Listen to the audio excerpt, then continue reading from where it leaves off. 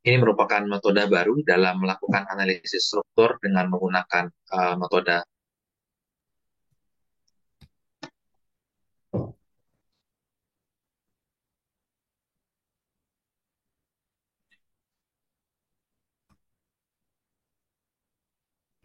Ini merupakan metode retap yang bisa digunakan untuk melakukan analisis struktur. Nah, terutama untuk menghitung struktur rangka batang untuk mempermudah dalam melakukan analisis.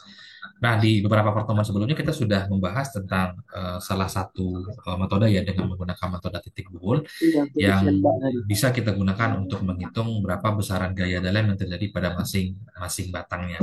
Dan untuk yang metode Ritter ini, kalau untuk yang di metode titik buhul pada pertemuan sebelumnya itu, kita menggunakan sigma gayanya. Sementara untuk yang menggunakan metode Ritter ini, kita akan menggunakan sigma momen yang terjadi. Di sana terutama yang paling membedakan antara metode titik buhul dibandingkan dengan metode Ritter ini, sama-sama kita akan menghitung pada sistem rangka batang. Nah, selanjutnya untuk yang di metode retret ini ada beberapa tahapan yang perlu kita perhatikan.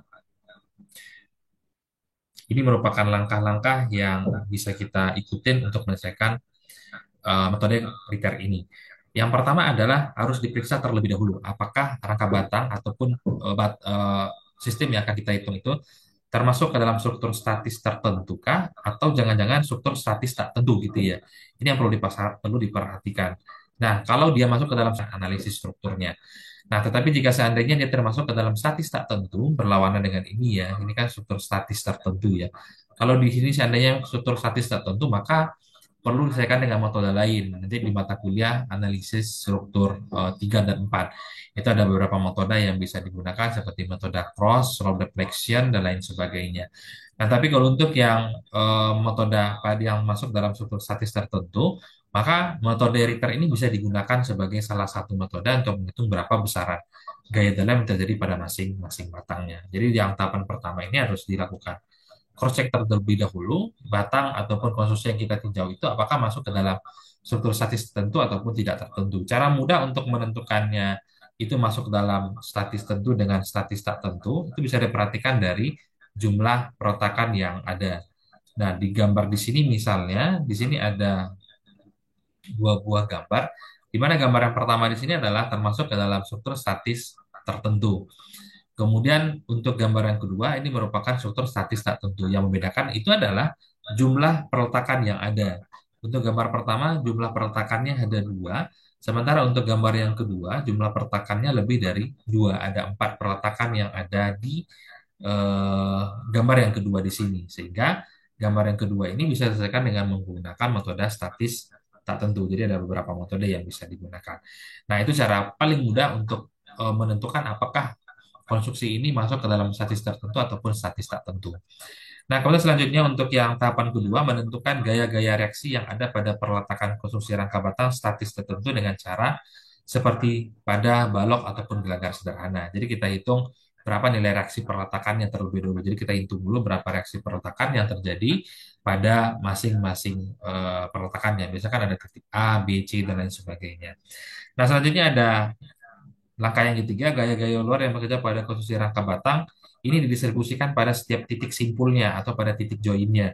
Nah, gaya-gaya luar ini untuk yang di rangka batang itu berupa beban titik, baik dari atas ataupun dari bawah gitu ya. Nah, beban titik ataupun beban terpusat. Ini merupakan gaya luar yang bekerja pada rangka batang. Ini yang harus kita selesaikan dengan menggunakan tahapan-tahapan yang kita bahas di sini. Nah, selanjutnya poin yang keempat adalah menggambar potongan pada konstruksi rangka batang sesuai tertentu yang dihitung gaya-gaya batangnya. Yang perlu menjadi catatan adalah pemotongan garisnya itu, pemotongan garisnya itu maksimal 3 buah batang yang belum diketahui besar gayanya. Sementara untuk yang metode titik buhul kemarin itu ada dua ya, ada dua yang belum dihitung. Ini perbedaan selanjutnya dengan menggunakan metode titik buhul dengan metode recap ini. Selanjutnya poin yang kelima adalah menghitung besarnya gaya-gaya batang berdasarkan keseimbangan. Jadi kita akan menghitung berapa besaran gayanya itu dengan menggunakan metode keseimbangan. Jadi gaya yang ada dikalikan dengan jarak terhadap titik tinjauan kita nantinya. Nah, selanjutnya melakukan perekapan terhadap gaya-gaya batang yang sudah kita hitung dalam bentuk tabel. Jadi yang nilainya nanti negatif itu masuk ke dalam batang tekan, nilainya yang positif itu masuk ke dalam batang tarik. Nah, sekarang kita coba masuk contoh soal yang pertama tentang analisis gaya batang dengan menggunakan metode Ritter. Nah, kita lihat di sini ada sebuah konstruksi yang lebih kurang sama ya dengan contoh soal pada metode titik buhul kemarin. Yang membedakan adalah di sini ada beban titik ya, ada beban titik P1-nya 1 ton, P2-nya 2 ton, P3-nya 3 ton, di mana posisi beban titiknya ini berada pada sisi atasnya. Kalau kemarin kan metode titik buhul kan di bawah sini ya, beban yang titik yang ada itu. Nah, itu perbedaannya. Selanjutnya, untuk penamaan dari masing-masing batang itu bebas. Tidak mesti S1 itu berada di sebelah kiri di sini. Atau S2 harus di sini. Tidak. Bisa saja mungkin S1-nya diambil di sini, kemudian S2-nya sini, S3 sini, S4-nya sini, dan lain sebagainya. Jadi tidak mesti seperti yang ada di contoh soal yang ada di sini. Jadi dilakukan penamaan masing-masing batang dulu, seperti di sini ada S1, ada S2, S3, dan lain sebagainya. Nah, kemudian untuk titik join sudah diasumsikan di sini dengan ada berupa tanda berupa huruf ya, koefisien berupa huruf yang ada di sini. Nah, kemudian selanjutnya masing-masing di sini sudah ada jaraknya ya. Kalau jarak horizontal masing-masing 4 meter, kemudian jarak vertikalnya di sini juga 4 meter. Kebetulan sama. Nah, kalau kita lihat ini kan bentuk gambarnya simetris ya. Ini kalau kita bikin garis tengahnya di sini. Nah, ini kan simetris artinya gaya sisi sebelah kiri sama dengan gaya yang sebelah kanan, termasuk juga jaraknya. Jarak yang ada di sebelah kiri sama dengan jarak yang ada di sebelah kanan. Maka untuk yang kasus simetris seperti ini dengan gaya yang sama dan jarak yang sama, cukup dihitung salah satu sisinya saja. Apakah sisi sebelah kiri ataupun sisi sebelah kanan. Karena nanti hasilnya sudah pasti sama. Jadi misalnya S1 akan sama dengan S12, S4 akan sama dengan S8 nantinya. Kira-kira seperti itu tahapan perhitungan ketika gambarnya dalam bentuk simetris. Jadi sisi sebelah kirinya sama dengan sisi sebelah kanan berupa bebannya, kemudian juga jaraknya. Itu cukup dihitung salah satu sisinya saja. Tapi jika bagian ini berbeda, maka harus dihitung secara keseluruhan. Oke. Nah, kita coba lihat bagaimana tahapan-tahapan yang akan kita ikutin untuk menghitung berapa besaran gaya batang yang terjadi. Nah, setelah kita melakukan pemberian nama pada masing-masing batangnya, selanjutnya adalah memberikan garis-garis potongan. Yang menjadi catatan tadi itu adalah maksimalnya ada 3 buah batang ya yang belum diketahui. Jadi ada 3 batang yang berpotongan pada garis. Misal ini garis potongan yang pertama. Di mana potongan pertama ini berpotongan terhadap batang S1 dan batang S2. Berarti ini masih memenuhi syarat. Baris yang kedua, kita lihat di sini, dia berpotongan terhadap batang S1, batang S3, dan batang S6. Ini juga masih sama gitu ya, maksimalnya kan 3. Kemudian ini garis yang ketiga, dia berpotongan terhadap S4, S5, dan S6. Ini juga masih memenuhi persyaratan. Kemudian selanjutnya untuk yang potongan yang keempat seperti ini, dia berpotongan terhadap S8, kemudian di S6 ya di sini, kemudian ada S7 yang ada di sini. Itu juga masih memenuhi persyaratan. Artinya 3 maksimal yang belum diketahui nilai batangnya. Jadi setelah kita gambarkan garis potongannya, selanjutnya kita bisa melakukan tahapan berikutnya dengan menghitung berapa besaran gaya dalam jadi pada masing-masing batang. Nah, ini untuk yang gambar yang pertama, untuk yang potongan pertama seperti ini ya. Ini setelah kita crop potongan pertama, itu seperti ini. Nah, ini yang potongan pertama. Di mana garis potongannya ini berpotongan terhadap batang S1 dan berpotongan terhadap batang S2-nya. Nah, selanjutnya adalah sama dengan yang kemarin untuk batang yang terpasang secara diagonal, maka ini diuraikan terhadap sumbu Y-nya sehingga di sini menjadi seperti ini ya. Di sini menjadi S1 dikalikan dengan sin alfanya, dikalikan dengan sin alfa sudutnya. Nah, kalau kita lihat dari gambar yang ada di sini, maka titik tinjauan untuk sigma momennya, karena kita akan menggunakan keseimbangan gaya ya, dia akan menuju ke titik F dan menuju ke titik C-nya. Kita mulai yang ada di titik kita mulai yang ada di titik F seperti ini ya. Kita mulai yang ada di titik F, arahkan semua gayanya menuju ke titik F yang ada di sini. Nah, gaya yang pertama itu adalah arahkan semua gaya menuju ke titik F yang ada di sini. Gaya yang pertama itu adalah RA. Arahkan gayanya menuju ke titik F yang ada di sini. Tandanya plus karena searah dengan arah jarum jam. Jadi RA dikalikan dengan jaraknya 4 meter yang ada di sini. Selanjutnya ada batang apa lagi? Ini merupakan hasil penguraian dari batang S1 tadi ya. Di sini kan S1 sin alfa. Nah, ini juga diarahkan menuju ke titik F. Tandanya juga positif karena searah dengan arah jarum jam. Sehingga di sini menjadi ditambahkan dengan S1 dikalikan dengan sin 45 dikalikan dengan jaraknya juga sama dengan 4 meter di sana. Nah, ini kan sudah membentuk sebuah persamaan. Tinggal masukin angka yang sudah diketahui nilainya. Nah, di sini sudah diasumsikan bahwa nilai RA-nya adalah 2 ton. Nah, ini bisa dihitung dengan, kalau kita kembali ke gambar pertama tadi, ini kan bisa kita hitung dengan menggunakan metode reaksi perletakan ya, di mana misalnya sigma momen menuju ke titik B misalnya, seperti ini ya. Sigma momen menuju ke titik B sama dengan 0 gitu ya. Nah, arahkan semua gayanya menuju ke titik B. Jadi mulai dari RA, jadi RA dikalikan dengan jarak semuanya ini adalah 16 meter gitu ya. Kemudian ditambahkan dengan ada P1 di sini, berarti dikurang dengan P1, dikalikan dengan jaraknya 12 meter, kemudian ada P2, arahkan menuju ke titik B, berarti P2, ini kurang ya, P2 dikalikan dengan jaraknya itu adalah 8 meter. Selanjutnya ada P3 arahkan menuju ke titik B, maka di sini kurang P3 dikalikan dengan 4 meter sama dengan 0. Nah, ini kan rumus untuk menghitung reaksi perletakan yang seperti biasa kita hitung gitu ya. Jadi di sini sengaja tidak dihitung lagi untuk mendapatkan nilai RA dan RB-nya. Nah, sehingga hasil dari perhitungan ini akan didapatkan nilai RA-nya 2 ton, RB-nya 2 ton. Ini pasti akan sama antara sisi sebelah kiri dan sisi sebelah kanan. Karena memang gaya yang ada ini sama, kemudian jaraknya juga sama. Ini tidak kita bahas lebih detail terhadap untuk menghitung nilai reaksi perletakan, saya anggap itu sama.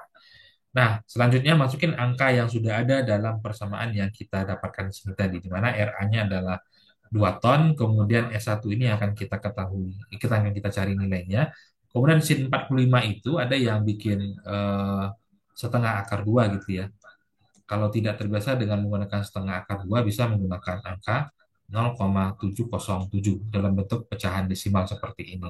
Itu bisa digunakan. Jadi di sini S1 dikalikan dengan 0,707 dikalikan dengan 4. Nah, ini kan 2 kali 4 sama dengan 8, nilainya positif ketika pindah ruas ke sebelah kanan. Di sini menjadi negatif 8. Nah, negatif 8 dibagikan dengan 4 yang ada di sini. 8 dibagi minus 4 dibagikan dengan minus 8 sama dengan minus 2. Nah, selanjutnya minus 2 ini, nah minus 2 ini ya, dibagi dengan sin 45 atau 0,707.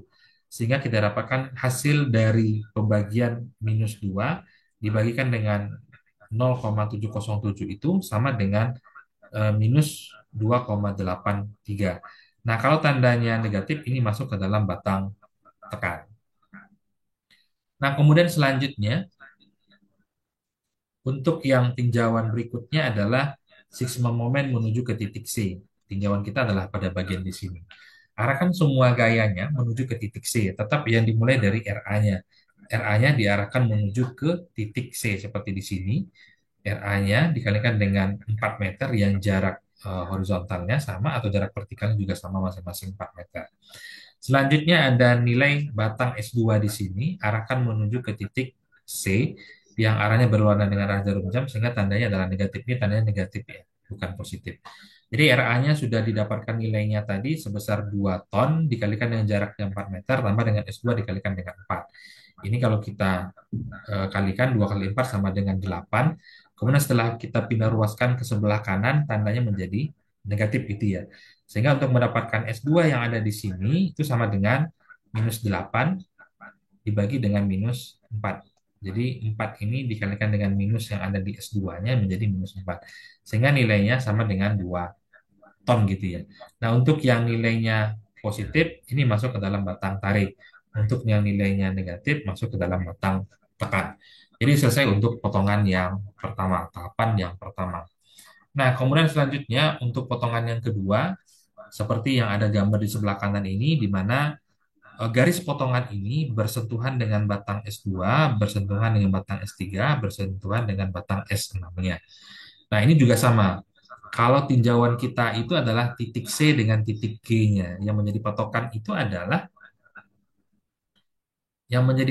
itu adalah eh, titik join yang berada sisi sebelah kanan dari garis potongannya. Nah, ini kan yang ada itu adalah titik C dan titik G-nya. Itu yang akan kita gunakan sebagai patokan untuk menghitung berapa besaran gaya dalam terjadi masing-masing batang. Nah, kita mulai yang pertama adalah sigma moment menuju ke titik C yang ada di sini. Jadi arahkan semua gayanya menuju ke titik C yang ada di sini, seperti ini. Arahkan menuju ke titik C, di mana RA dikalikan dengan 4 meter. Selanjutnya adalah S6,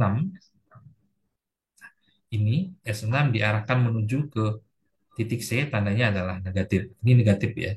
Dikurang dengan S6 dikalikan dengan 4.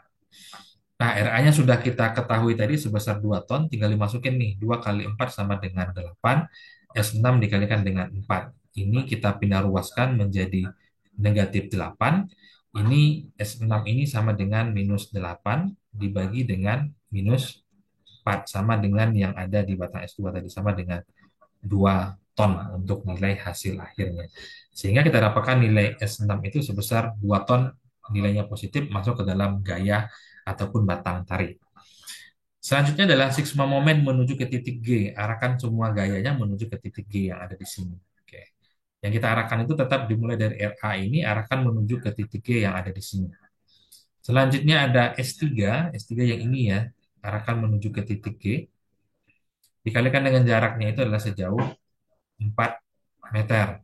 S3-nya. Selanjutnya ada S1 sin alpha, ini kan ada hasil penguraian ini tadi ya. Karena pasangan terpasang secara diagonal, arahkan menuju ke titik G dikalikan dengan jaraknya adalah 8 meter di sana. Nah, di situ sudah ada dalam bentuk persamaan, tinggal dimasukin angka-angka yang sudah ketahui nilainya. Misal nilai RA-nya sudah ada, kemudian S3-nya belum, S1 tadi sudah kita dapatkan nilainya adalah 2,83. Jadi di sini 2,83 dikalikan dengan di sini ya, 2,83 masukkan ini. Di sini sudah langsung dikalikan dengan sin sudut ya. Jadi minus 2,83 dikalikan dengan sin 45 itu sama dengan minus 2 ya hasilnya di sini. Kemudian baru dikalikan dengan jarak 8 meter. Nah, sehingga kita dapatkan nilainya itu hasil akhirnya adalah 0. Jadi di sini kan 16, di sini juga 16 tapi di sini negatif. Jadi positif 16 ditambah dengan negatif 16 hasilnya sama dengan 0. Sehingga untuk mendapatkan nilai S3 yang ada di sini itu sama dengan 0 dibagikan dengan 4, maka hasilnya sama dengan 0. Nah, kebetulan nilai untuk yang di batang S3 itu sama dengan 0 ton. Jadi sudah kita dapatkan 4 gaya batang, batang S1, S2, S6, dan S3-nya. Jadi sudah kita selesaikan dalam bentuk 2 potongan. Nah, kemudian selanjutnya untuk potongan yang ketiga, di mana untuk yang potongan ketiga ini garis potongannya bersentuhan dengan batang S4, batang S5, dan batang S6.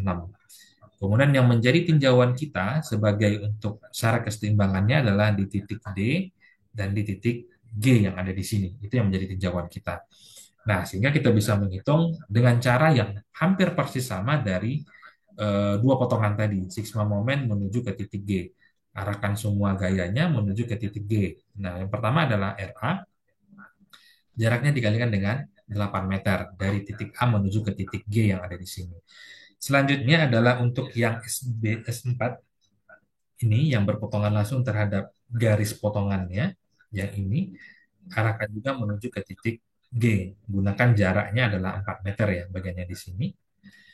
Selanjutnya ada P yang ada di sini, arahkan juga menuju ke titik G yang ada di sini dikalikan dengan 4 meter arah yang jarak yang horizontal. Nah, tentu jadi pertanyaan mengapa S6 ini dan S5 ini tidak kita hitung terhadap titik G.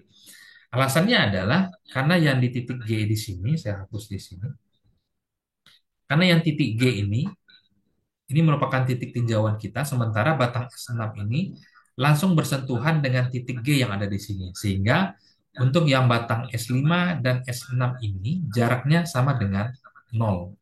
Nah, jadi daripada susah-susah menghitungnya, hasilnya akan sama dengan 0. Maka di sini jaraknya untuk yang S5 dan S6 ini sama dengan 0. Maka tidak perlu dimasukkan ke dalam persamaan yang ada di sini. Nanti kita masukkan ke dalam persamaan yang ada di sigma D. Sigma momen menuju ke titik D. Nah, tinggal dimasukin angkanya, RA-nya tadi sudah ada, kemudian P1-nya juga sudah ada, 1 ton gitu ya nilainya. Sehingga kita dapatkan 2 dikali dengan 8 itu 16 dikurang dengan 4 sama dengan 12. Setelah kita pindah ruaskan dari sisi kiri ke sebelah kanan, dia menjadi negatif 12. Sehingga untuk S4 itu berasal dari minus 12 dibagi dengan 4 sama dengan minus 3. Nah, untuk yang minus, tandanya minus, itu masuk ke dalam batang tekan. Nah, selesai untuk yang sigma momen menuju ke titik G. Selanjutnya adalah sigma momen menuju ke titik D yang ada di sini. Arahkan semua gayanya menuju ke titik D-nya. Diarahkan semua gaya menuju ke titik D yang ada di sini. Nah, arahkan semua gaya menuju ke titik D tetap sama dengan yang tadi, dimulai dari RA. Arahkan dia menuju ke titik D yang ada di sini. Sorry. Arahkan dia menuju ke titik D yang ada di sini, sehingga jarak yang kita gunakan itu adalah jarak yang 8 meter. Jadi RA dikalikan dengan 8 meter. Gaya berikutnya adalah dari P1, arahkan menuju ke titik D, seperti ini ya. Dikalikan dengan 4 meter, kemudian ada S5. Nah, S5 ini kan mulai kita perhitungkan ya, karena arahnya kan seperti ini setelah kita uraikan terhadap sumbu XY-nya. Nah, seperti ini kan menjadi di sini ya. Setelah diuraikan terhadap sumbu X dan Y, nah seperti ini juga. Arahkan menuju ke titik G dikalikan dengan jaraknya yang 4 meter. Jarak yang kita gunakan adalah jarak horizontal yang ada di sini. Selanjutnya adalah batang S6 yang di sini. Ini juga sama, yang di tinjauan terhadap titik G tidak kita perhitungkan karena dia bersentuhan langsung ataupun bertemu langsung di titik yang kita tinjau. Ini dikalikan dengan jarak 4 meter. Jadi yang untuk yang di sisma momen di titik D ini ada 4 ya, 4 gaya yang kita kalikan dengan jarak terhadap titik D-nya. Nah, selanjutnya masukin nilai yang sudah diketahui, seperti ada nilai P1 sudah kita dapatkan tadi nilainya adalah 1 ton, kemudian S6 tadi sudah kita dapatkan nilainya adalah 2 ton. Ini kita lakukan perkalian, ini juga sama, kemudian ini juga sama. Kemudian ini dikurangkan. 16 dikurangkan dengan 4 dikurangkan dengan 8 gitu ya. Nah, kemudian kita dapatkan nilainya 4 setelah kita pindah ruaskan, yang awalnya nilai hasil penjumlahan dari komponen-komponen ini tadi nilainya adalah positif 4, kemudian setelah kita pindah ruaskan dia menjadi negatif 4 ya yang ada di sini. Nah, selanjutnya untuk mendapatkan S5 ini dibagi dulu nih 4, atau ini dikalikan terlebih dulu. Jadi cos 45 itu kan 0,707 ya dikalikan dengan 4. Nah, jadi minus 4 dibagi dengan hasil perkalian yang ada di sini. Kemudian termasuk juga tandanya. Jadi minus 4 kalau bisa bikin di sini. Minus 4 dibagi dengan eh, negatif 0,707 dikalikan dengan 4. Hasilnya itu adalah 1,4 ya. Lebih kurang seperti itu, seperti yang ada di layar ini. Jadi 1,41 hasil pembagian dari minus 4 dibagikan dengan cos 45 dibalikan dengan 4. Nah, jadi kita sudah selesaikan untuk yang sigma momen yang ada di titik D. Nah, selanjutnya untuk yang potongan yang terakhir, ini adalah potongan titik D, di mana untuk yang garis potongannya bersentuhan dengan batang S8, kemudian batang S7, di sini ada batang S5 ya, ini S5 dan ini S6-nya. Nah, tetapi kan walaupun dia berpotong terhadap 4 garis potongan, tetapi sudah banyak yang sudah diketahui nilainya. Seperti S5-nya sudah diketahui, S6-nya sudah diketahui, yang akan kita cari nanti adalah bagian yang ini dan bagian yang di sini. Nah, syaratnya jalannya juga sama, sigma momen menuju ke titik G. Jadi arahkan semua gayanya menuju ke titik G tinjauan kita yang ada di sini. Dimulai dari RA yang ada di sini, arahkan menuju ke titik G yang ada di sini. Dikalikan dengan jaraknya, dikalikan dengan RA dikalikan dengan 12 meter ya. Bentar.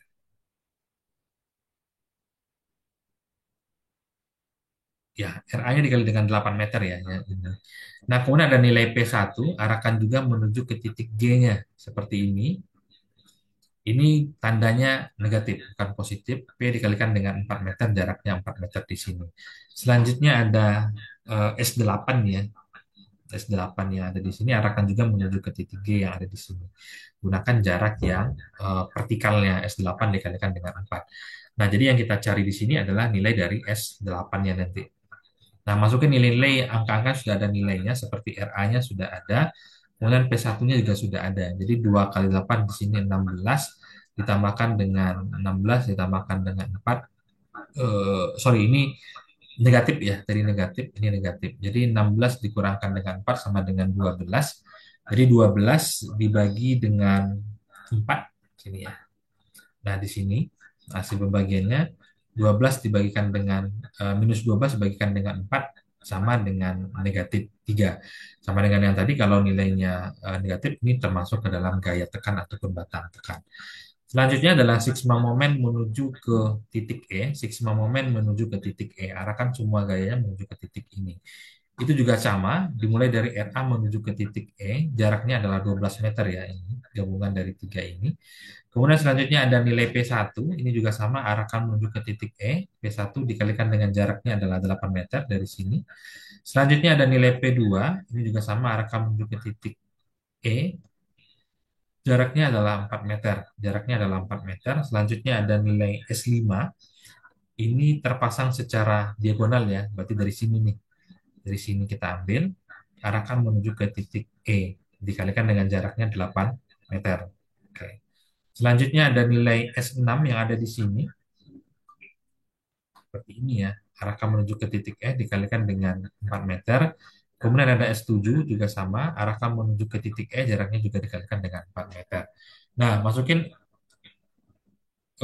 nilai-nilai sudah ada angkanya, seperti RA-nya sudah ada, 2 dikalikan dengan 12, P1-nya dikalikan dengan 8, P2-nya dikalikan dengan 4, 1 dikali 8, 2 kali 4, ini yang akan kita cari nanti berapa besaran nilai S7-nya. Jadi sini kan 24, di sini 16, di sini 8, di sini 8, di sini 8. Sehingga hasil akhirnya itu menjadi 8 gitu ya. Setelah dikurangkan, kan kebetulan tandanya kurang semua ya, negatif semua. Sehingga nilainya di sini sama dengan 8.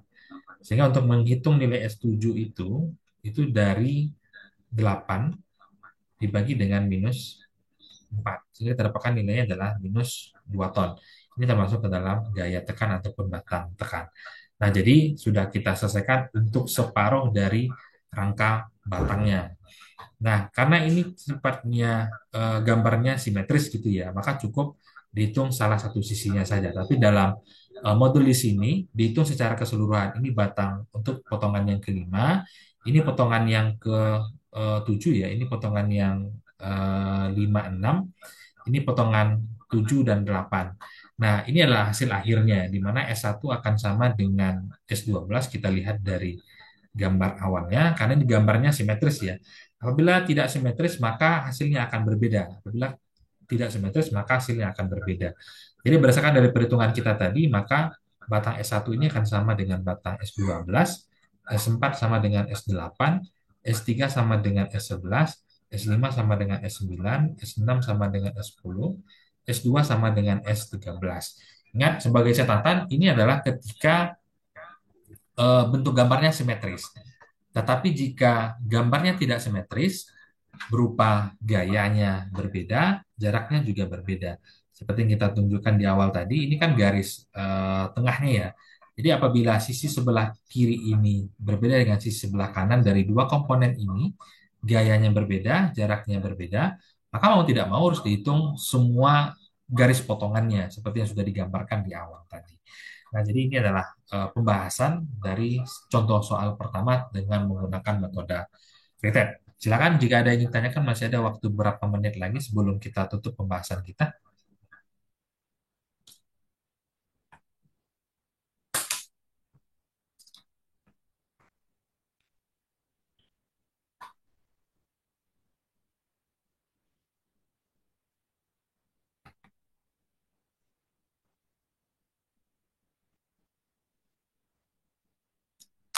Ya, kan videonya semua saya mau ambil absensi.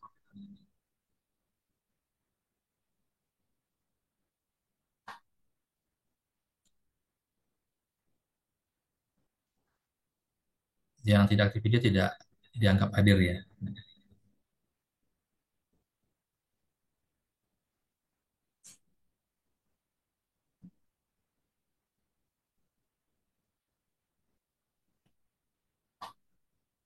Baik, terima kasih yang sudah hadir di perkuliahan kita di malam hari ini. Nanti materinya saya akan masukkan ke Classroom, termasuk juga nanti ada link videonya, jadi silakan diulang kembali. Jika tidak ada pertanyaan, saya cukupkan perkuliahan kita di malam ini dengan Assalamualaikum warahmatullahi wabarakatuh. Waalaikumsalam.